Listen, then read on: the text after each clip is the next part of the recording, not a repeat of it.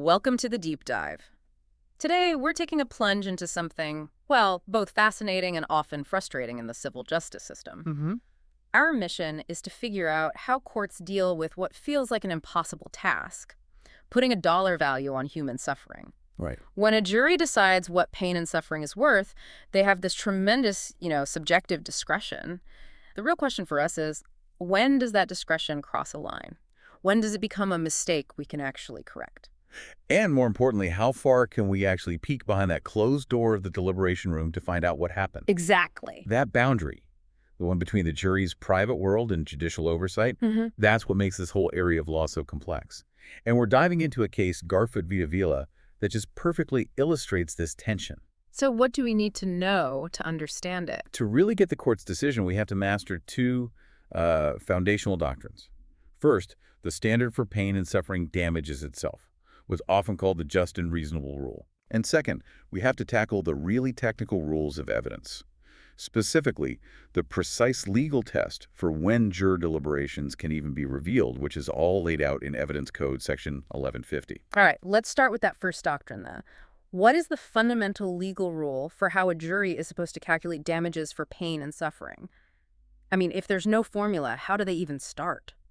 Well, the general rule is simple to state, but almost impossible to actually execute. A plaintiff is entitled to recovery for all pain, mental suffering, and anxiety that was proximately caused by the defendant's actions. Okay, but how do they get to a number? That's the thing. The law leaves the calculation entirely to the subjective discretion of the jury. We can break this rule down into two key elements. Go ahead. One, the law dictates that there is no definite standard or method of calculation prescribed. None. And two, the final award must simply be, quote, just and reasonable in light of the evidence. So it sounds like the legal system is basically just giving up on measurement and handing it all over to 12 citizens. Essentially, yes. We're relying on their restraint and their common sense.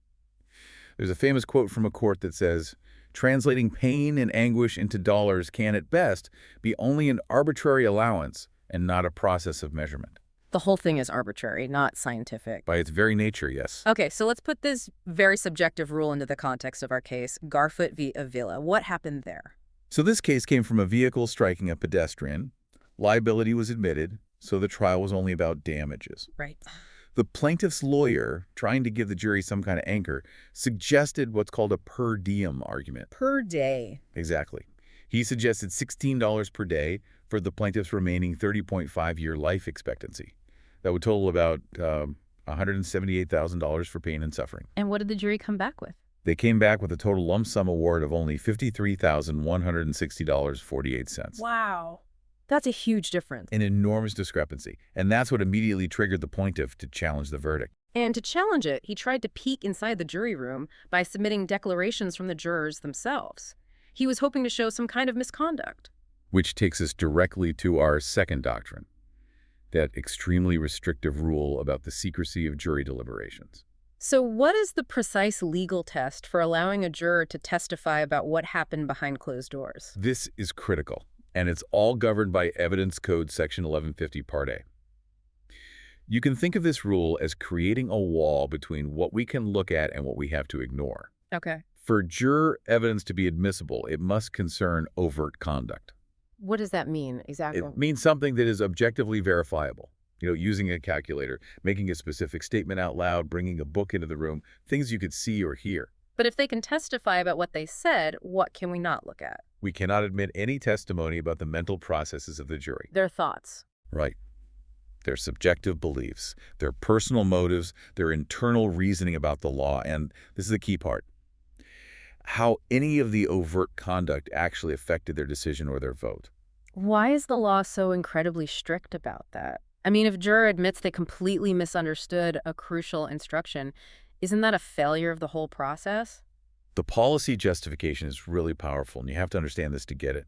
The primary goal is the finality of judgments. Okay. If we allowed these subjective inquiries into what jurors were thinking, the losing party in every case would just start a post-verdict competition to obtain juror affidavits. It would be a nightmare. It would never end. Never. Every single verdict would be challenged based on personal feelings, and it would destroy the integrity of the whole system.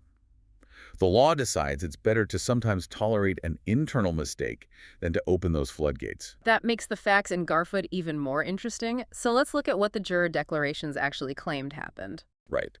The declarations allege that the 9 jurors who voted for the verdict, they calculated pain and suffering using this truly bizarre metric. Which was? A per diem rate of 50 cents an hour for 16 hours a day for the plaintiff's 30.5-year life expectancy. 50 cents an hour. Yes.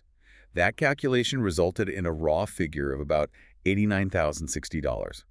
But here's the crucial part. Go on. They then reduced this $89,060 product to present cash value because they allegedly believed the instructional charts required them to do that for future suffering. And that alleged belief, that misunderstanding, is what created the whole legal challenge. Precisely. Okay, let's analyze Garfoot v. Avila using our rigorous method. First, what are the key legally dispositive facts that really matter here? The essential facts are these. The jury performed a specific calculation, that 50 cents an hour thing, which resulted in $89,060. Okay. They physically used an instructional chart to reduce that amount to present cash value. And they did all of this under the alleged belief that this reduction was mandatory for future pain and suffering damages. And so what was the core legal issue that the court had to resolve? The issue was whether the jury's specific method, this per diem calculation, the reducing it to present value, when combined with their alleged misunderstanding of the instructions, constituted juror misconduct or made the damages so low they were inadequate as a matter of law. Basically, did they mess up badly enough to justify a whole new trial? That's the question. What fundamental rule of law did the court apply to figure out if it could even hear this evidence? Please state the full rule on juror testimony and break it down into its testable elements for us. The court applied Evidence Code, Section 1150, Part A. And that rule has 2 distinct and really competing elements for the admissibility analysis. Okay, what are they? First, the evidence has to be about objectively verifiable overt conduct. If it is, it's admissible. Second, the evidence must not relate to the juror's subjective mental processes. If it does, it's inadmissible. Thank you. Now let's get into the court's breakdown. How did the court apply that first element, overt conduct?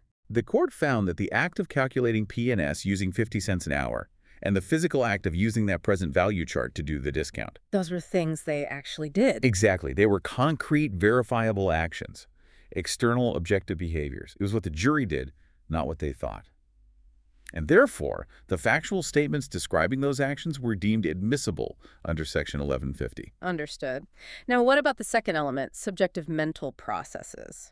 This seems to be the part the plaintiff was really counting on. Precisely.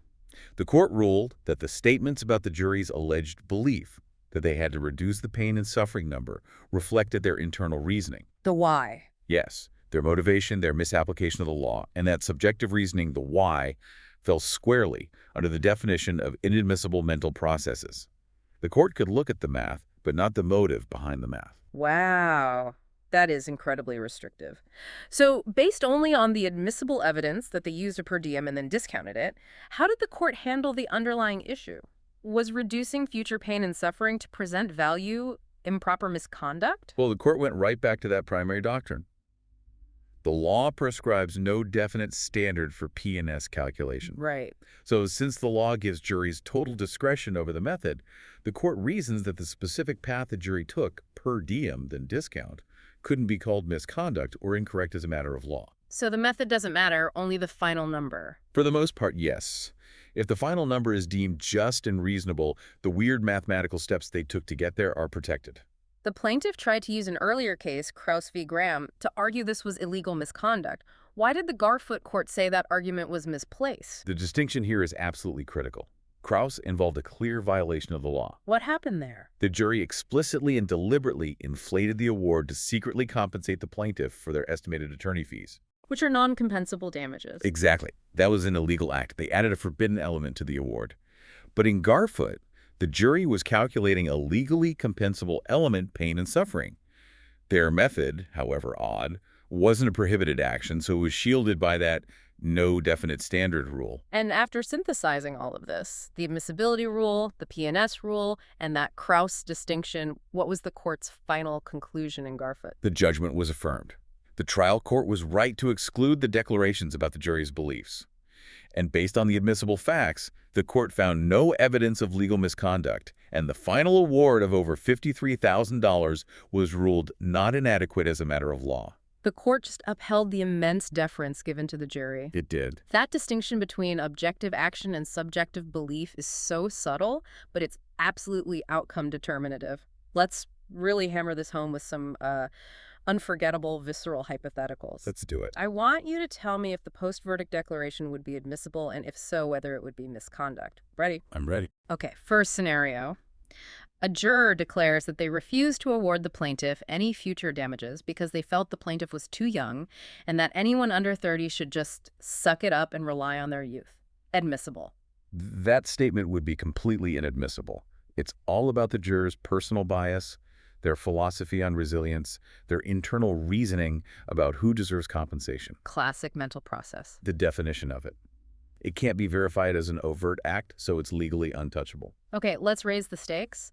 What if, during deliberations, a juror had pulled out a copy of the actual jury instructions and, while reading them aloud, stated, "We need to ignore the medical bills and just divide the requested pain and suffering award by the number of jurors here." Okay, that's different. The act of pulling out and reading the instructions is overt, verifiable conduct. The statement itself is objective. Both would be admissible. And would it be misconduct? It could be. The analysis would then shift. If the statement was an explicit proposal to ignore evidence like ignoring medical bills, that could be actionable misconduct because it suggests they violated instructions to compensate for documented damages. Final hypothetical. What if a juror declared that they used a Ouija board during a break to ask the spirits what a fair award would be, and then wrote that dollar figure on the whiteboard for everyone to consider? The physical act of bringing in and using the Ouija board and then writing the number on the whiteboard is absolutely overt and objectively verifiable. So the evidence is admissible. Yes. And furthermore, the court would almost certainly call that misconduct. It's bringing in extrinsic, completely irrelevant, and arbitrary information into the deliberation that's clearly likely to influence the verdict improperly by substituting some non-legal standard for the actual evidence. So that's the crucial line. Bringing in a Ouija board is an admissible, overt act of misconduct. But using arbitrary internal math, like 50 cents an hour, is protected. It's protected because the law says the method of P&S calculation is arbitrary to begin with, and the reasoning behind it is protected mental process. It's a very fine needle to thread. It really is. The essential lesson from Garfoot is that if the jury is calculating a legally compensable element, their method is almost completely immune from attack. So for you, the listener, trying to navigate these issues requires a step-by-step process. When you're assessing if a damage award can be overturned based on something that happened in the jury room, you should follow this checklist. First, check admissibility under Section 1150. This has to be your first filter. Are the claims based on overt, verifiable conduct that's admissible? Or are they about internal mental processes or beliefs? That's inadmissible. If it relies on inadmissible testimony, the challenge stops right there. And if the evidence is admissible. Second, analyze for misconduct using the Krauss test. Did the jury violate an express instruction or introduce a non-compensable elements like adding attorney fees? If they did, that's misconduct, and it's likely to overturn the verdict. But what if it's just about the pain and suffering calculation method? Then you move to step 3. Apply the pain and suffering rule from Garfoot. If the issue is just the method of calculation like a per diem or a discount, you have to ask, is that method expressly prohibited? And since the rule is no definite standard, the method itself is almost always permissible. It's not misconduct. Okay, and the final step. Fourth, final judicial review. If there's no misconduct, the only challenge left is whether the final award is just and reasonable. And this is the highest hurdle, because appellate courts give enormous deference to the jury's final number. That framework just clearly shows how far the court will go to protect the sanctity of the jury's decision, even if the math is questionable and even if their internal reasoning was flawed. The system grants this enormous, almost unassailable discretion to the jury when they're quantifying the unquantifiable. That subjective element of human pain. So we leave you with this final thought. If a lawyer's detailed per diem suggestions are just arguments, and the specific calculation method the jury chooses is virtually immune from scrutiny because of these tight rules around mental processes, what truly is the limiting principle on the jury's subjective power to value human suffering in dollar terms? What prevents that $178,000 request from becoming $1.78? It's a tension that sits at the very heart of civil justice.